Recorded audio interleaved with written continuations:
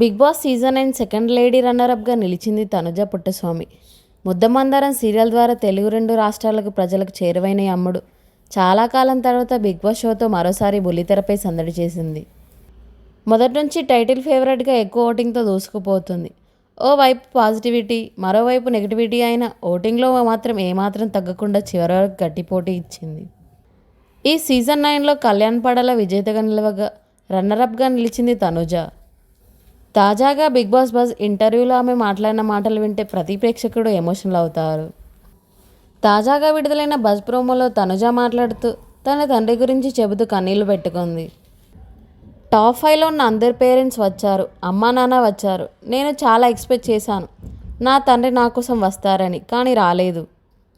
Cup తీసుకొని వెళ్ళి మా నాన్న ముందు పెట్టి, ఇది నీ కూతురు, ప్రొఫెషన్ మారినంత మాత్రాన నీ కూతురు మారదు, ఎక్కడికి వెళ్ళినా ఎక్కడ ఉన్న ఫ్యామిలీ పేరు నిలబెడుతుంది అని అనుకుంటారు.